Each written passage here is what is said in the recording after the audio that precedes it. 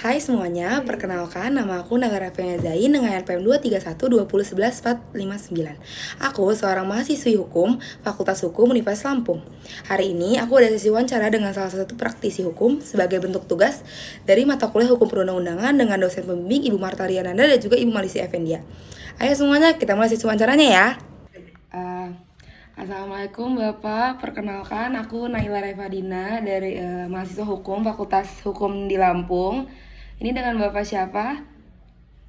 Waalaikumsalam warahmatullahi wabarakatuh. Saya Ridwan. Saya selaku Wakil Direktur Lembaga Bantuan Hukum Universitas Muhammadiyah Tangerang. Bapak, kira-kira di sini aku ada 2 pertanyaan nih tentang hukum perundang-undangan. Aku mulai dari yang pertama aja ya Bapak. Yang pertama, menurut Bapak, politik hukum nasional saat ini dalam pandangan Bapak sebagai advokat lebih bersifat responsif terhadap kebutuhan masyarakat atau masih dominan kepentingan politik elit, Pak?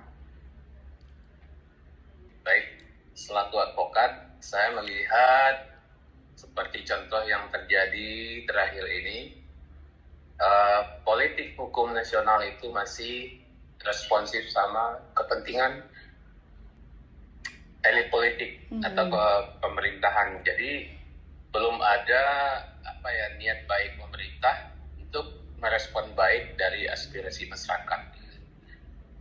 Oke, jadi begitu ya Pak. Nah, untuk yang kedua ini, menurut Bapak, posisi Bapak sebagai advokat dalam mendorong politik pembangunan hukum yang lebih adil dan berpihak kepada kepentingan publik itu bagaimana Pak?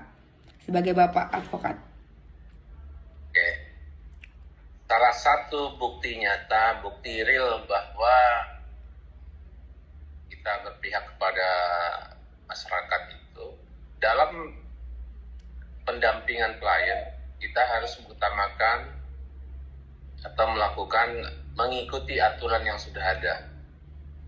Dalam pembelaan hak-hak klien, hak hukum klien, kita itu harus mengikuti apa yang sudah diatur undang-undang. Jadi tidak mengikuti pesanan atau dari lembaga-lembaga baik itu dari pengadilan atau kejaksaan atau kepolisian. Kita harus tidak ada kompromi untuk pembelaan klien itu. Menurut saya begitu. Jadi menurut Bapak dengan cara Bapak untuk mendukung politik membangun hukum bersifat kepada publik itu dengan cara Bapak lebih mengikuti klien ya Pak dibanding atasan. Kita menegakkan kepentingan hukum klien, kita harus mengikuti apa yang sudah diatur dalam undang-undang. Jadi tidak ada kompromi istilahnya sogok sana, sogok sini gitu. Kita harus mengikuti apa yang sudah diatur dalam undang-undang.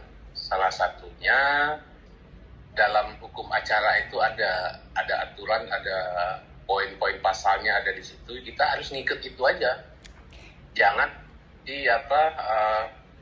agar kasus kita atau klien kita dibebaskan dari jerat hukum, misalnya kita melakukan penyogokan atau apa, jangan. Ya, itu salah satu upaya untuk mendorong pembangunan politik hukum.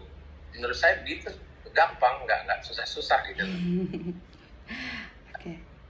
Baik Bapak, mungkin cukup. Terima kasih ya Bapak Ridwan atas waktunya, menyempatkan kesempatannya untuk diwawancari oleh saya. Terima kasih banyak ya Bapak.